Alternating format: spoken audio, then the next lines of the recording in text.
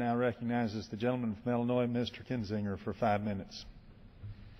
Thank you, Mr. Speaker. Mr. Speaker, it was a beautiful September day in 2001. I'm driving to work, and I hear that a plane hits the World Trade Center. And I was a newly minted pilot at the time, a private pilot, and I remember thinking, how could a plane fly into a big building? And then I heard that another plane hit the other tower. And then eventually I heard one hit a field in Pennsylvania in the Pentagon, not too far from here. And I realized that America was a country under attack. It was under attack by an ideology that believes that anybody that believes different than their brand of theology is not just wrong, but that they're worthy of death. And in fact takes that belief and actually implements it by killing innocent men, women, and children, including folks of their own religious ideology.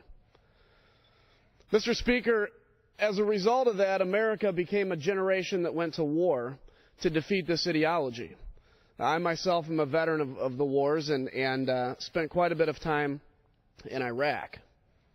And I've got to tell you, Mr. Speaker, I heard the other day that Al-Qaeda, let me stress this, Al-Qaeda, America's #1 enemy, raised the black flag over Fallujah, over an area that the United States Marines, who have fought harder than they have since any battle since Vietnam, fought to achieve and take over and bring peace to Fallujah.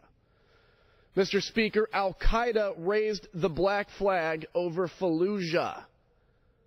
This is an epic failure of American foreign policy and an epic resurgence of America's chief enemy.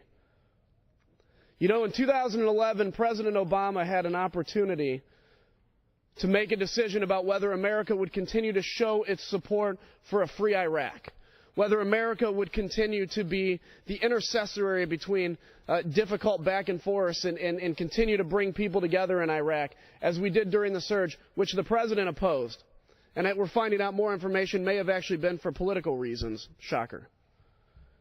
We're finding out, Mr. Speaker, that Al-Qaeda now has a town very close to Baghdad.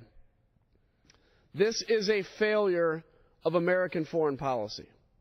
If you look into Syria, Mr. Speaker, you see a brutal dictator that kills people and has no compunction about killing innocent women and children just to maintain power.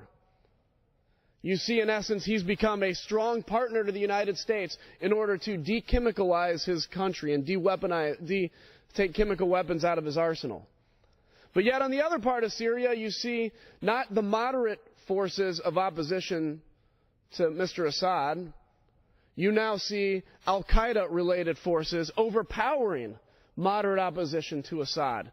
And you see that because of America's foreign policy, which said we supported the Free Syrian Army, but in reality has not supported the Free Syrian Army. If you look in Egypt, you see the Egyptian people stand up and say, we don't want to have one dictator replaced by another. We don't want the Muslim Brotherhood to run our country and change our constitution. But we have no idea where the president's at in this. We've taken a very important ally in the Middle East and basically told them that we're not interested in their political future. You look at the instability in Lebanon. You look at the questions with the people of Afghanistan about what's going to happen post-2014 as America to defeating Al-Qaeda and to defeating the Taliban.